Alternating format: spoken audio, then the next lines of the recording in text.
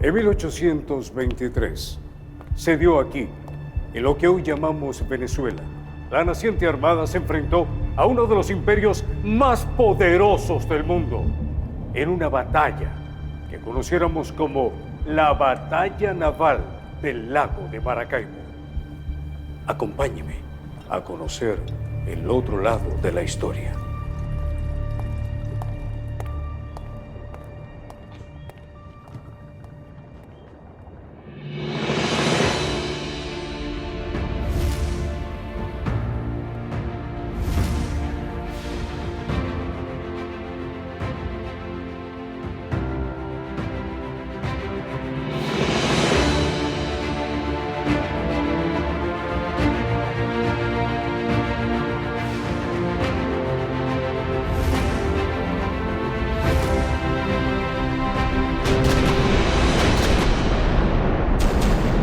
La historia detrás de la historia.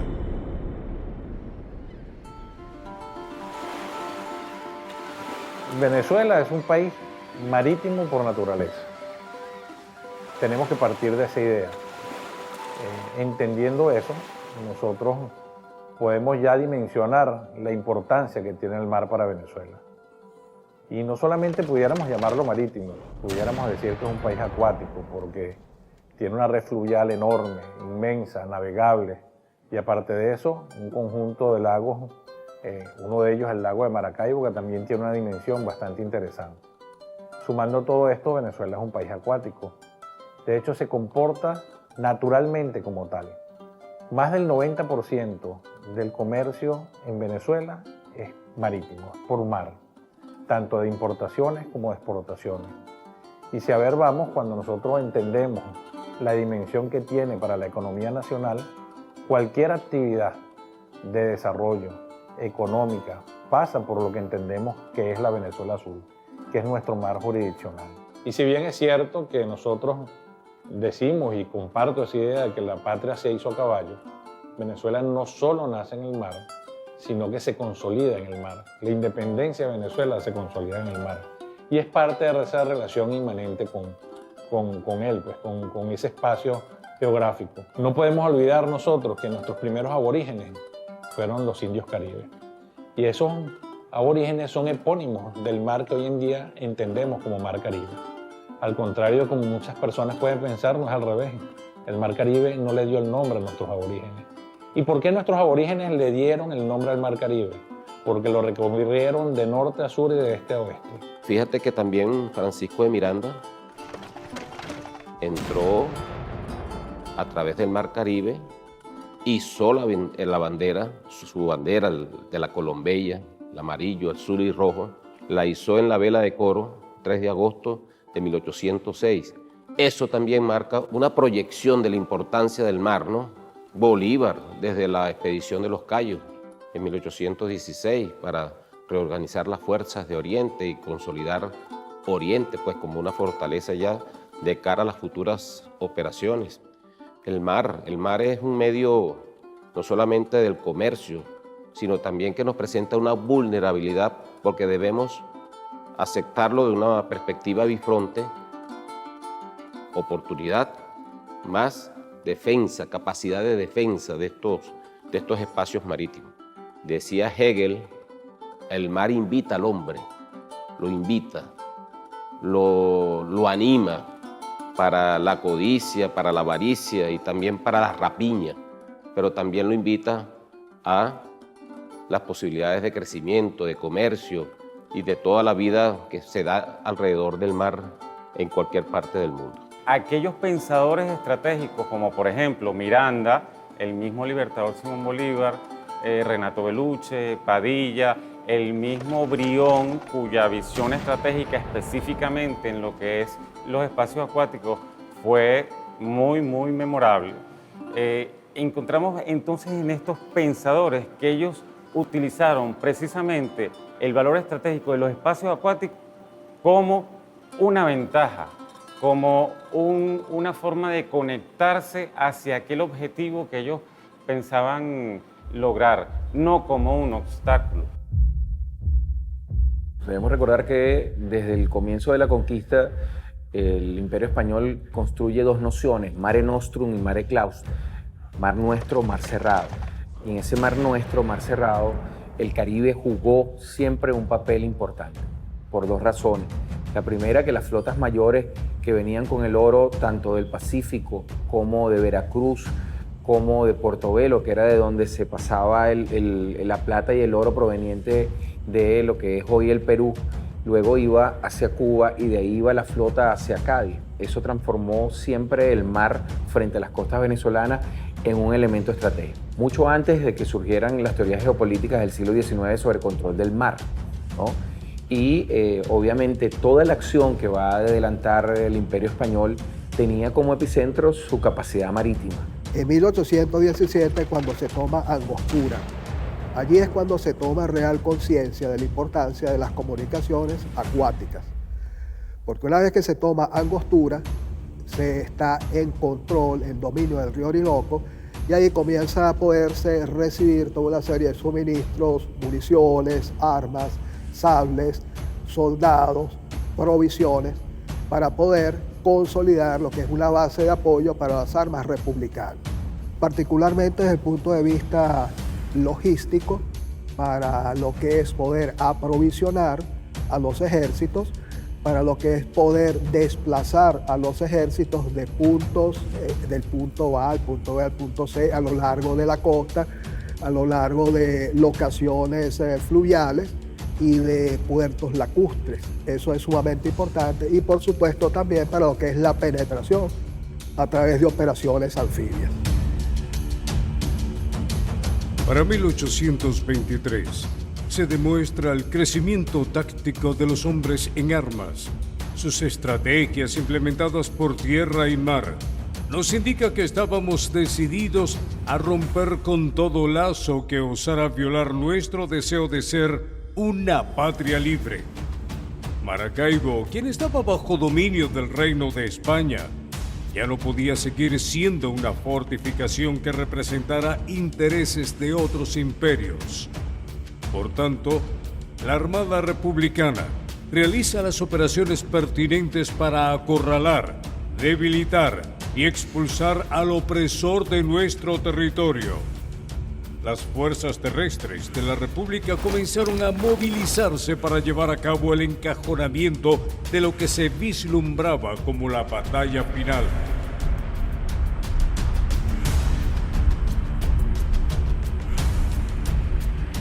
Para finales del siglo XVIII, inicios del siglo XIX, España, como otras potencias, era una potencia eminentemente marítima, transoceánica. Por ello, para lograr la independencia definitiva respecto a su dominio, era imprescindible el dominio del mar.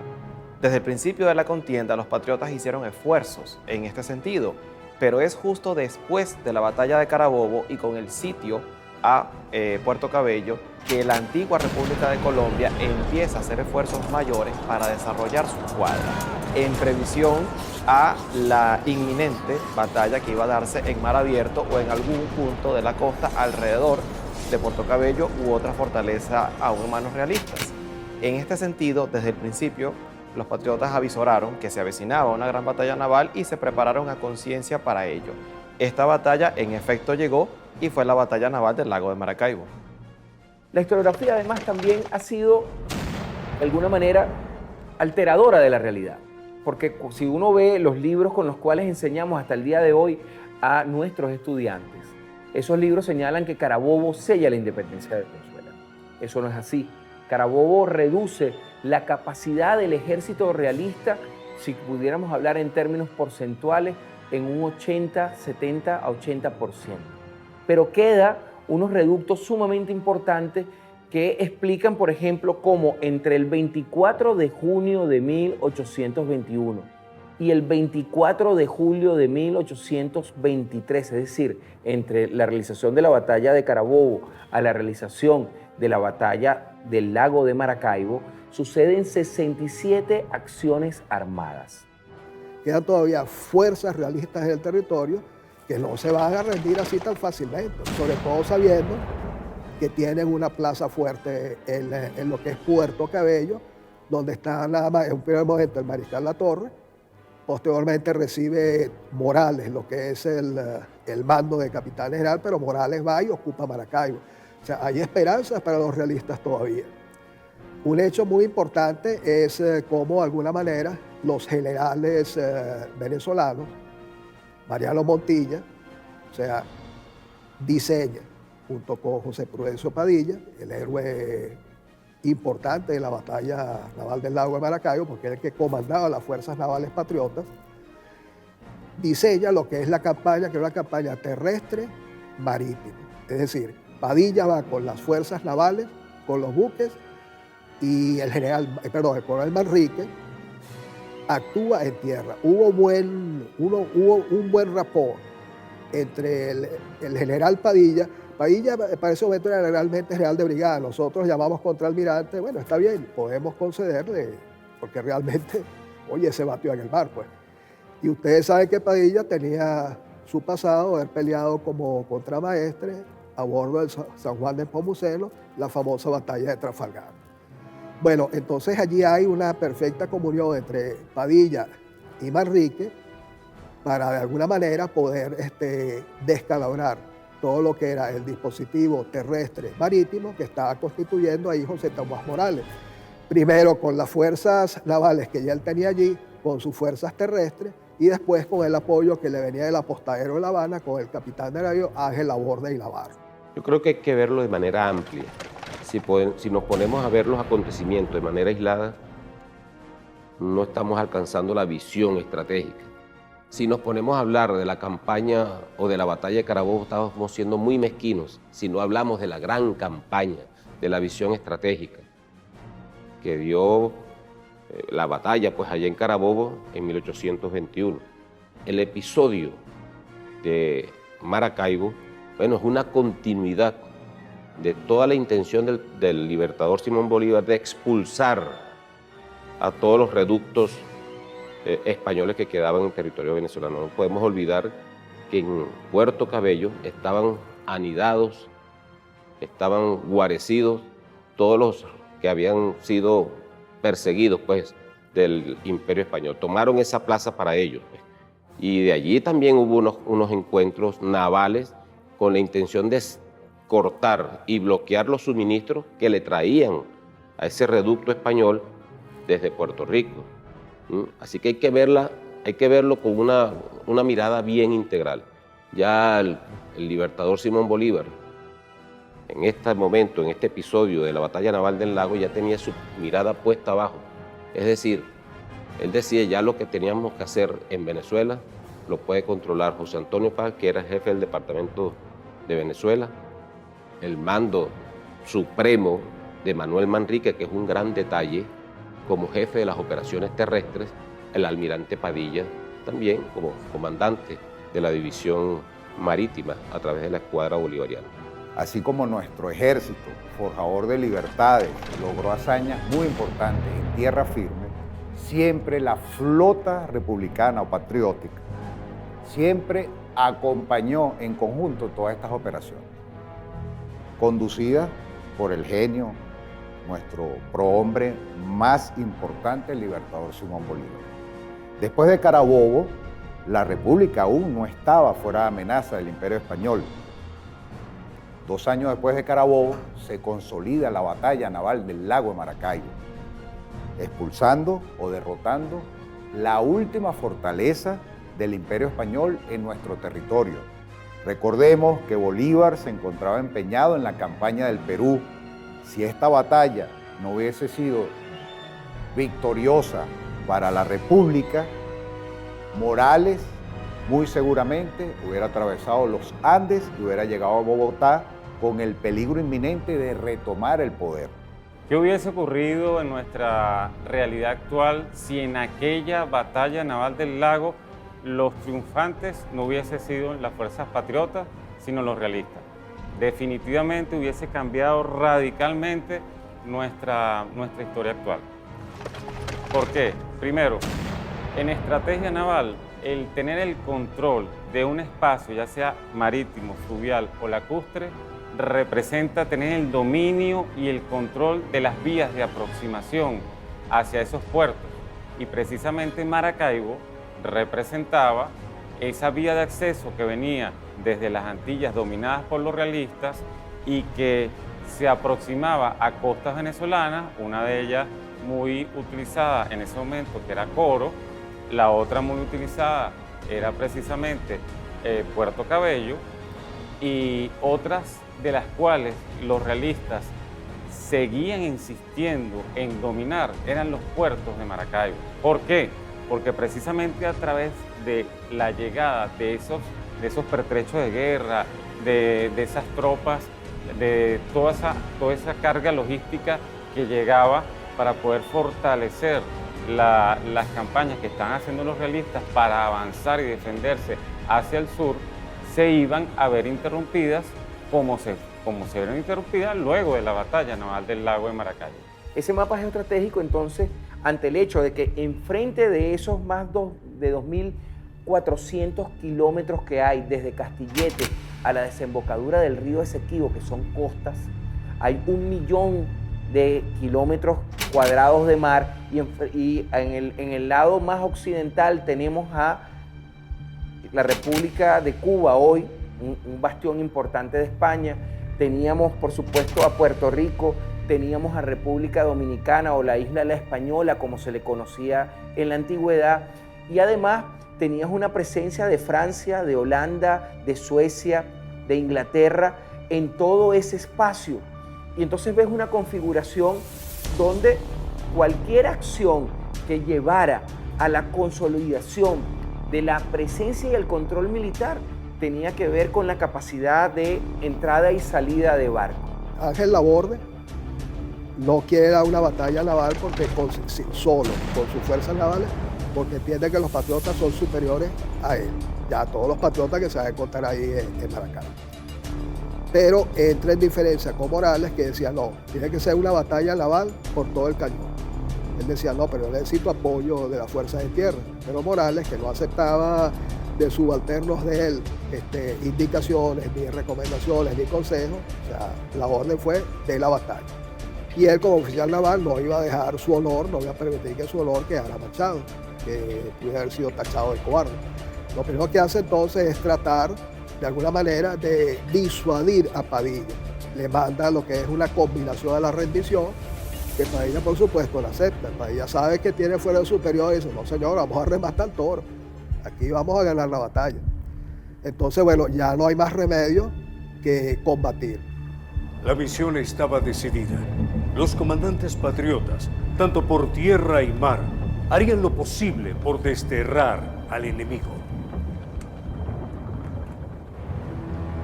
En este escenario, el capitán de navío Ángel Laborde y Navarro dirige un mensaje al capitán de navío José Prudencio Padilla, diciéndole: participo a vuestro señor, que me hallo con medios muy sobrados para conseguir su total exterminio. Por lo tanto, y ante todas las cosas, propongo a vuestro señor, como a sus subordinados, una honrosa capitulación. En respuesta a tan infame mensaje, Padilla responde con el temple de un auténtico hombre de mar. Aseguro a vuestra señoría que no le daré la molestia de venir a recibir mi saludo, muy distante de este apostadero, e iré por el camino de la gloria a encontrarlo. Pero también Padilla se desplaza buque por buque, inspeccionando y proclamando lo siguiente: colombianos, morir o ser libres.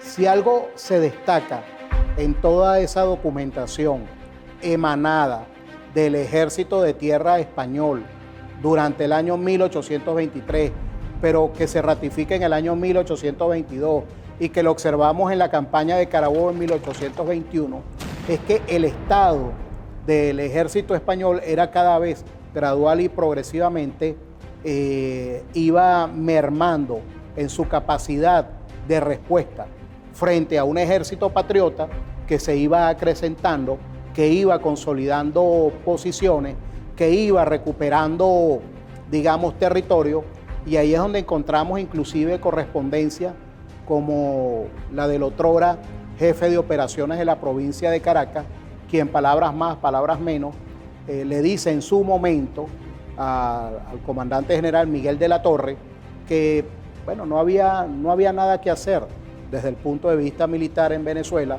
porque esta gente ya era lo más parecido a lo que habían sido ellos cuando les tocó a su vez independizarse, liberarse de la invasión napoleónica en España. Entonces, imagínate tú, consigues esta oficialidad española que en sus informes reconocen que se encuentran en una situación adversa y que los venezolanos ya habían adquirido un sentido de patria y que difícilmente, por más palabras o llamamientos o manifiestos o intentos de captar a la población, pues difícilmente la población hacía nada en favor del rey. La población estaba abocada a apoyar el esfuerzo de guerra republicano.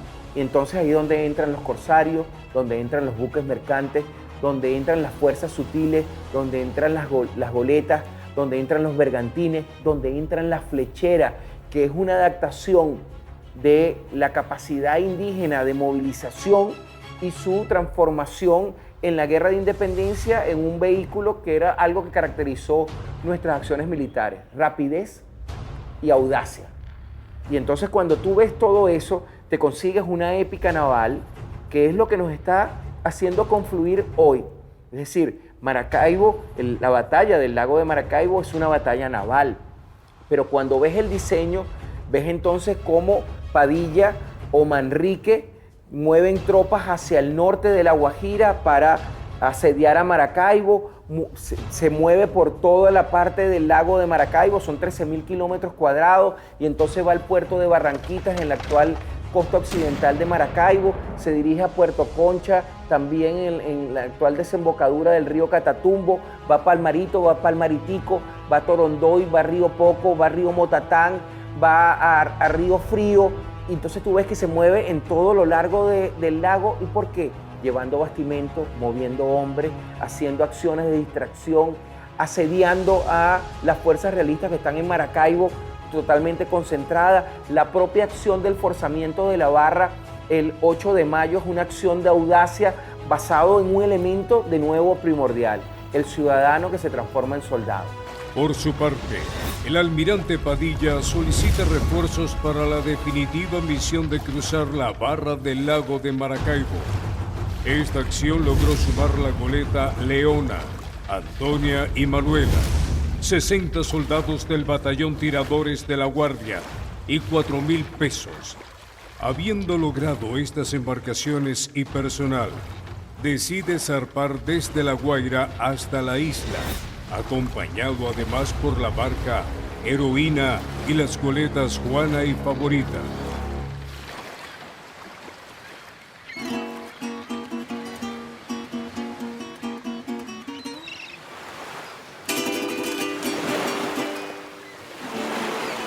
La mar tiene nombre de mujer.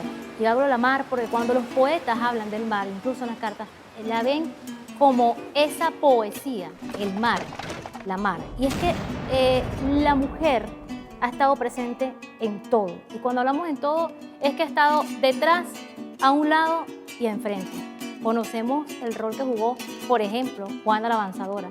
Conocemos las heroínas de nuestra independencia, que a lo largo de todo lo que fue nuestro proceso de emancipación, fueron heroínas, fueron mártires, fueron madres, fueron esposas, fueron abuelas, fueron hijas, y fueron las que dieron la cara cuando ya nosotros perdemos la Segunda República y queda la población de hombres prácticamente diezmada.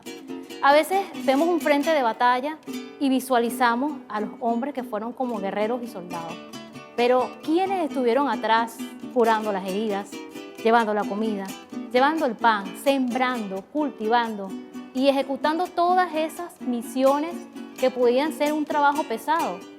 Hubo mujeres que junto, por ejemplo, con Juana la Avanzadora en tierra, cargaron la artillería. Y nos preguntamos, pero en el mar, ¿qué hicieron las mujeres?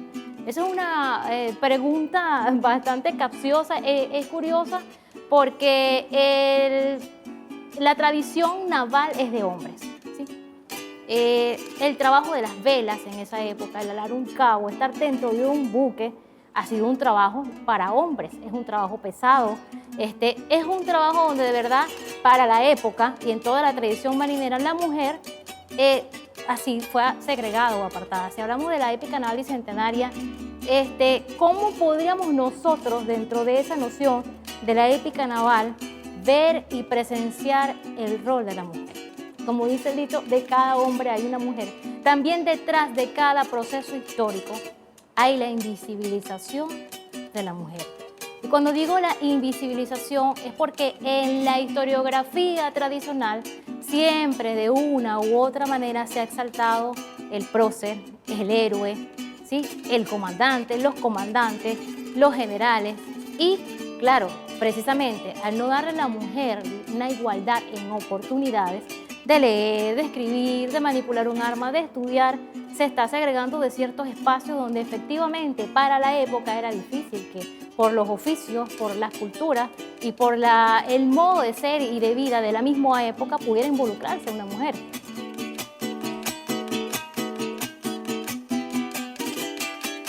En nuestra historia tenemos muchas mujeres que participaron en las diferentes batallas que se generaron a través de todo el territorio nacional y que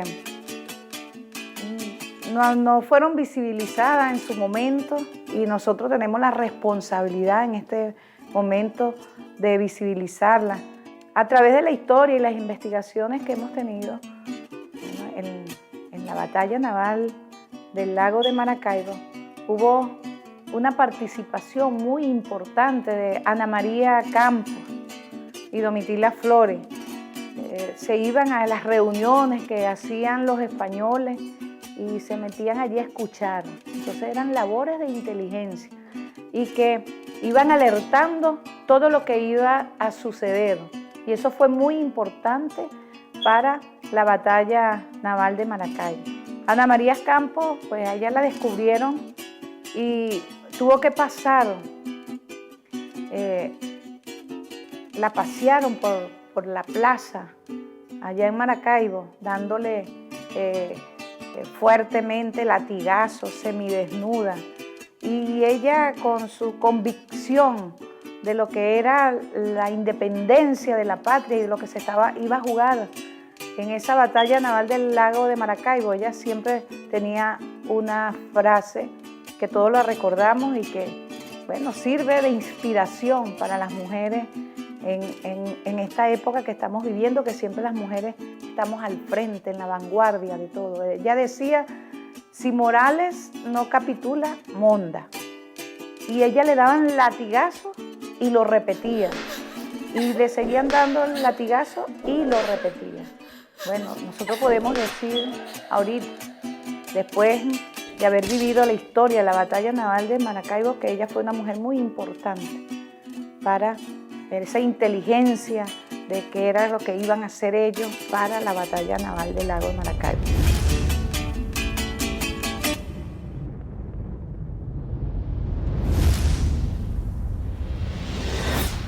Y llegamos al día 24 de julio de 1823. Viento favorable para los patriotas, espera el capitán de navío Ángel Laborde, marino experimentado, pero con tripulaciones no muy preparadas, con una artillería muy mal montada, muy mal equipada, porque la mayoría de los buques tenían buques mercantes, de alguna manera no bien equipados, no bien preparados. Él decide esperar todos encadenados y al ancla, en línea de batalla, a lo que era la fuerza patriota. Allí Padilla divide en dos columnas su línea de batalla para impedir lo que era la huida de algunas embarcaciones hacia el norte y lo que era otra línea que fue la que inicialmente empezó la matanza de los españoles y la destrucción de los buques españoles. Bueno, la batalla trascendió de una manera, o sea, fue realmente cruenta, fue dura.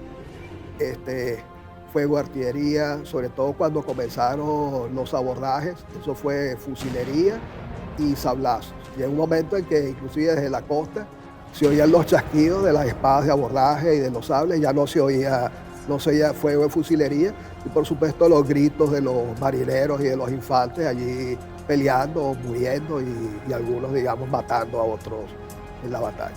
O sea, fue una batalla dura, no fue cualquier cosita, fue algo importante.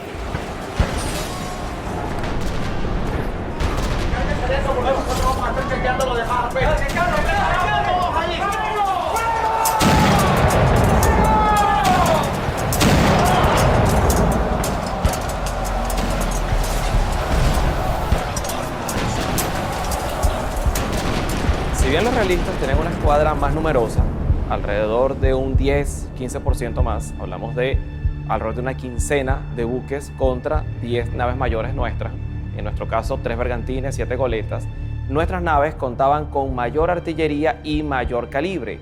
En este sentido, la clave fueron las carronadas. Las carronadas eran cañones cortos que permitían disparar una munición de mayor calibre pero con menos alcance. Entonces, dando una comparación un poco popular, se trataría de un boxeador de un brazo más corto, con menos alcance, pero con más contundencia en la pegada. Esto fue explotado al máximo gracias a las órdenes del almirante Padilla, que ordena un combate muy cercano. Un disparo a toque de penoles, rozando ambos cascos, a quemarropa pues. Se da entonces este abordaje tras estas andanadas de metralla y se logra una victoria aplastante sobre el enemigo.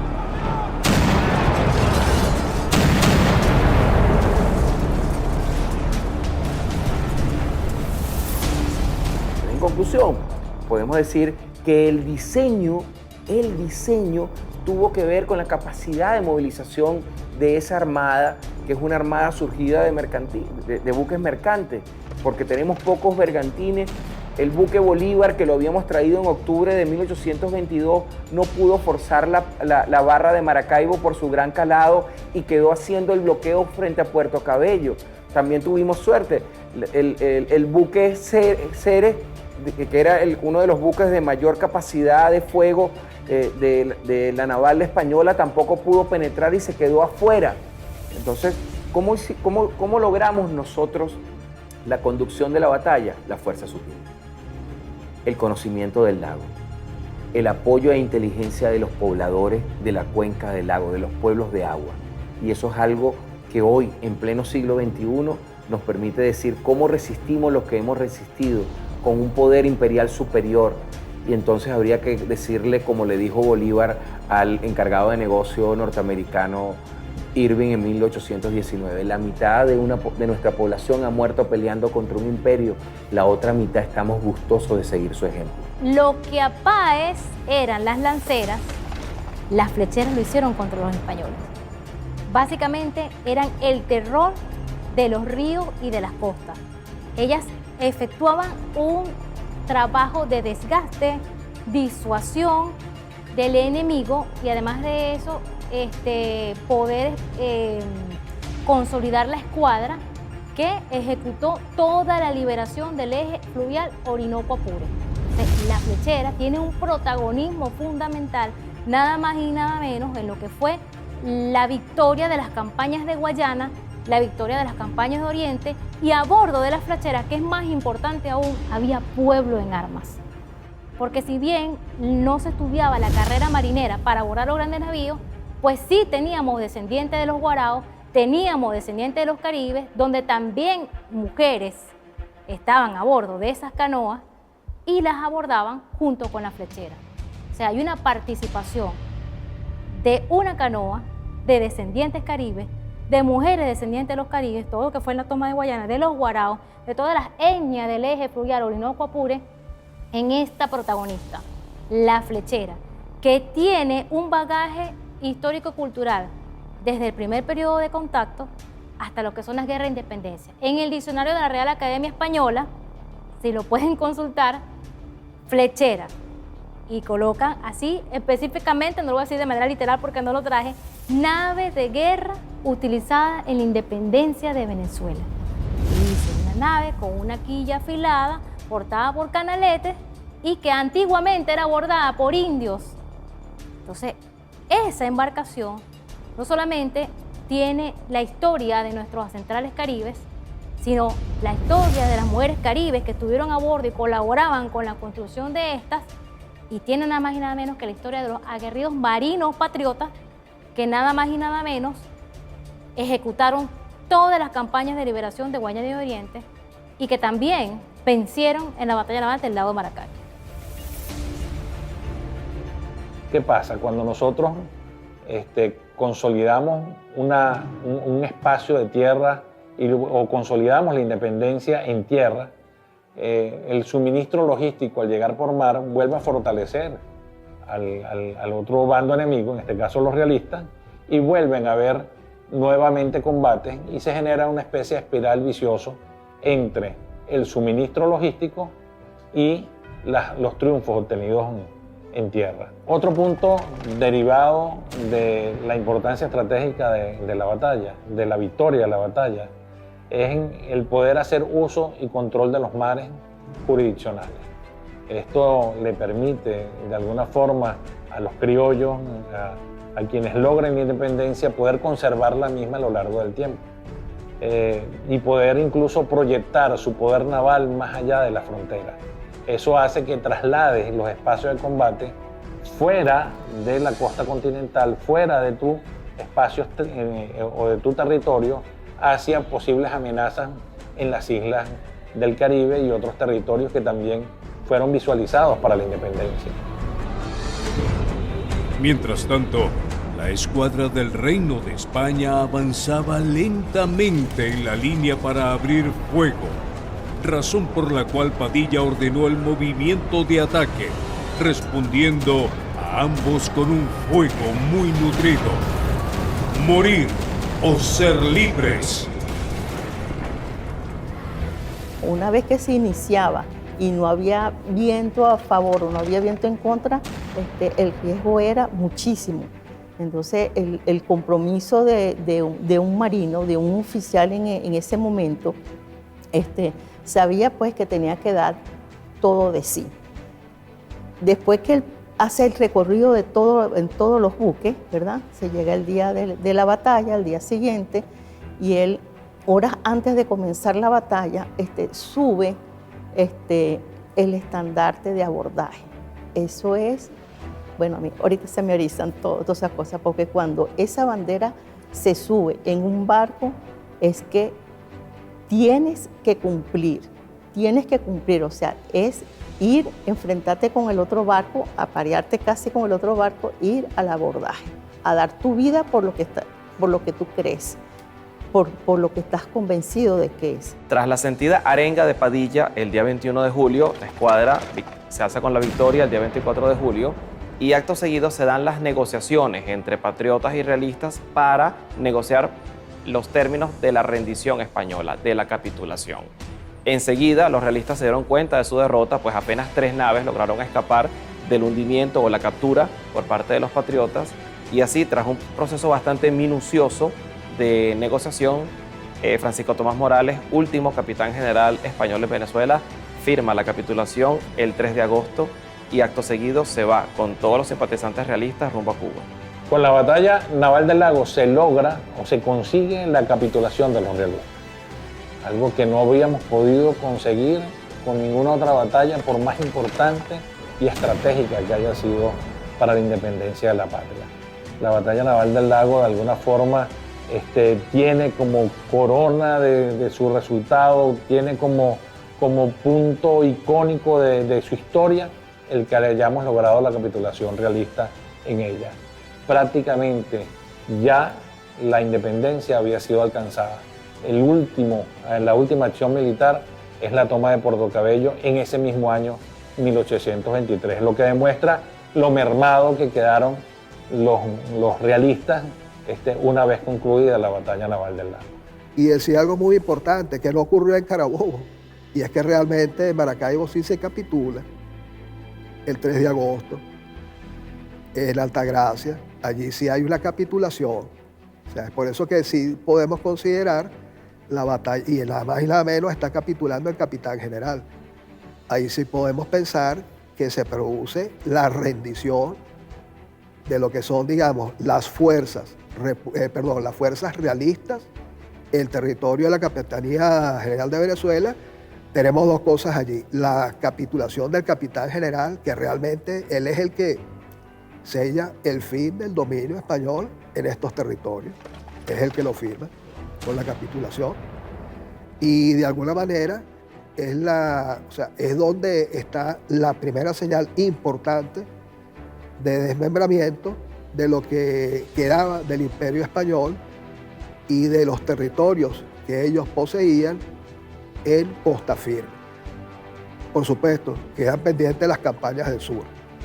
Quedan todavía pendientes las campañas del sur, y las campañas del sur ya allí son las que van a, de alguna manera, a terminar de definir. Pero por lo menos, para finales de 1823, ningún asta de bandera en territorio de la Capitanía General de Venezuela, ningún barco en puertos de Venezuela arbolaba o izaba bandera española.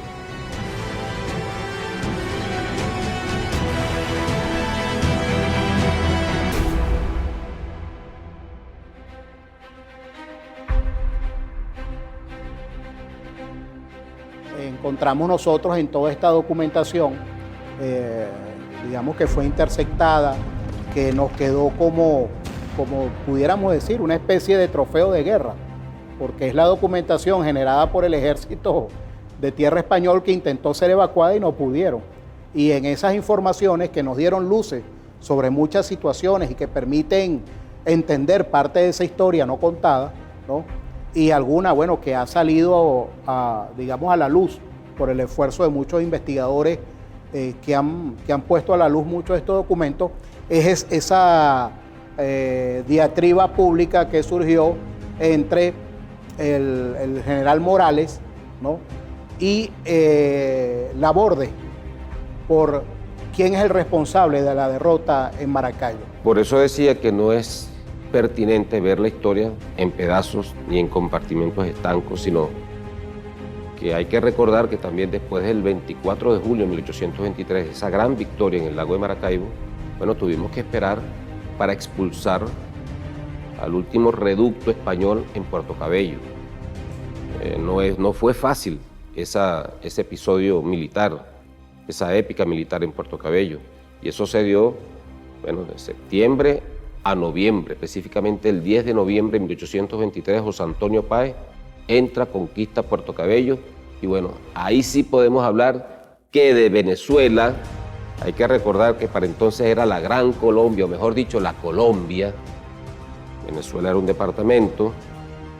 Ahí sí podemos decir que en el departamento de Venezuela ya no quedaba un español. Incluso fue tan magnánimo la conducta de los líderes militares de Puerto Cabello, bueno, que regresaban a los prisioneros, los regresaban hasta Cuba, territorio cubano, y bueno, así fueron expulsados todos los españoles que quedaban en territorio venezolano.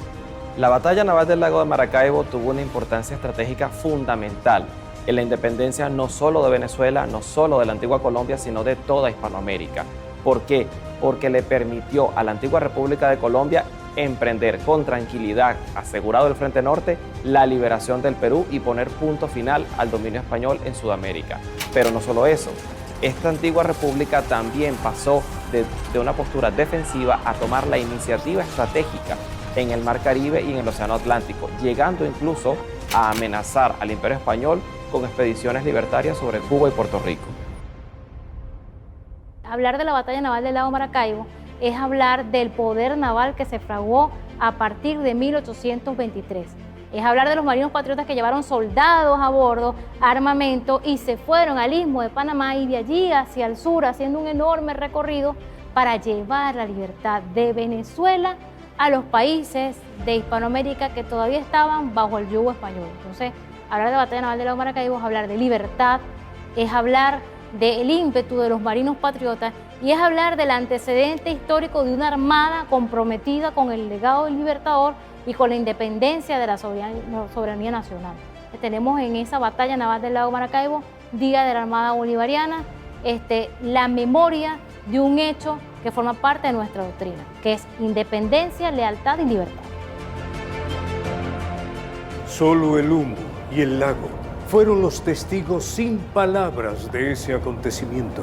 Así concluyó la batalla naval del lago de Maracaibo. Pues la Armada Patriota deja en alto la lucha por la libertad de esta tierra. Yo te lo puedo describir en 2 palabras. La primera de ellas, perseverancia, la constancia de Bolívar en expulsar, librar, así como se propuso liberar a la América Meridional, de liberar también los espacios continentales de Venezuela. Y la otra palabra clave que yo veo allí es la valentía, la determinación de los patriotas de acabar pues con el Imperio Español y hacer capitular al último capitán general del Imperio Español. Así que son 2 cosas, perseverancia y valentía y coraje. Para englobar a la batalla naval del lago y lo que ahí sucedió, yo utilizaría el término unidad heroica, 2 palabras. Unidad porque ahí hubo confluencia. Hay relatos, por ejemplo, que nosotros recogimos de cómo navegantes guayú le indicaron a Miguel Manrique y le indicaron a Padilla cuál era la profundidad del estrecho de acceso a la barra que estaba entre el castillo de San Carlos y el castillo de la isla de Zapara. Cómo esos mismos navegantes guayú y añú, pueblos de agua, le indicaron cuando Padilla, entre el 14 de mayo de 1823 al 20 de mayo, se establece en la bahía del Tablazo, que está caracterizado hasta el día de hoy por arenas y por profundidades muy limitadas que hacían que los barcos encallaran. Cómo Padilla y Manrique escuchan a esos pueblos de agua sobre las corrientes y los vientos, y eso te permite entender por qué la batalla del lago de Maracaibo en 1823 comienza justo a las 2 de la tarde. A las 2 de la tarde cambia el viento, que en la mañana es de Maracaibo hacia la costa oriental del lago, es decir, es noreste, cambia el viento a dirección noroeste. Y entonces tienes que entender cómo Padilla, estando ubicado en la costa oriental del lago, ese viento lo favorecía y le permite el acercamiento a partir de las 2 de la tarde. Eso es indudablemente unidad heroica, como hoy tenemos esa misma unidad heroica que nos permite decir con Argimiro Gabaldón: el camino es largo y duro, pero es el camino. Si nosotros, ese sacrificio de esas personas que lo hicieron, no lo vieron como un sacrificio, lo vieron como era lo que tenían que hacer por su patria, por su país. Entonces, ese aprendizaje, ese compromiso es el que nosotros también debemos tener hoy y es el que nos debe caracterizar hoy en día. Luchar, luchar y luchar. En una sola palabra, diría que la victoria de la batalla naval del lago de Maracaibo tiene un nombre, y es el patriotismo y compromiso de los marinos patriotas. No hay más nada. Patriotismo, compromiso definitivo, que se formó una escuadra que expulsó al imperio más grande de la historia de suelo venezolano. Es para mí un gran honor estar viviendo esta conmemoración bicentenaria, aportar desde nuestras investigaciones y nuestro trabajo a esta conmemoración que cristaliza el máximo esfuerzo, el máximo triunfo de los patriotas en la Guerra de Independencia, y que es una inspiración para nuestra Armada en la actualidad. Si yo quisiera resumir esta investigación o esta interacción que estamos teniendo en este documental con una frase reflexiva, definitivamente yo diría que la batalla naval del lago fue la que representó la épica naval que transformó la historia de Latinoamérica. La Venezuela marítima triunfante de Maracaibo tiene que volver a imponerse para lograr lo que es, digamos, justicia en ese caso. Y no solamente para eso, sino para contribuir, porque el mar es fundamental y los ríos son arterias fundamentales para poder contribuir al desarrollo de Venezuela y convertirla realmente en una potencia en el continente americano. Los españoles en sus informes reconocen que se enfrentaron a una armada que había logrado superarlos, y eso es importante. nuestra gente, con eso que nos ha caracterizado a lo largo de la historia, logró conformar un ejército, una armada, para dar respuesta al proceso de guerra. Y eso se demostró y se evidenció gloriosamente en la Batalla Naval del Lago el 24 de julio de 1823. Nuestro lema es: adelante, valientes marinos, nada importa morir en la mar si se salva el honor militar y la patria y su noble destino. Ahora nos toca a nosotros defenderla, que nuestra patria siga siendo libre, soberana, independiente, como nos la dejaron nuestros próceres navales y nuestros próceres militares, nuestros próceres civiles, nuestras heroínas de aquella época que hoy son ejemplos y la recordaremos por siempre. La Batalla Naval del Lago hoy en día es un ícono de lo que representa la independencia que hoy entendemos como independencia de Venezuela, porque no podemos olvidar que fue la independencia de la Gran Colombia, Colombia para la época, pero lo que hoy en día entendemos como la Gran Colombia, y consolidó, vamos a decir, la expulsión definitiva de los realistas.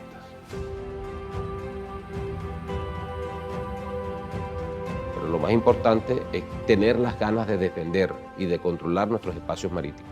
Nosotros, al igual que aquellos líderes, aquellos héroes de hace 200 años en la mar y en tierra continental, allí combinado y de manera integral, bueno, es la herencia que ellos nos dejaron para nosotros saber y poder defender, como hemos defendido a Venezuela, nuestros espacios marítimos hasta el último de los venezolanos.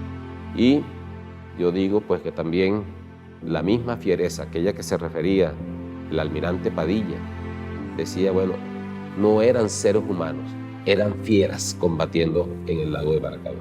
Bueno, nos van a conseguir como fieras si se atrevan a agredir el espacio marítimo venezolano.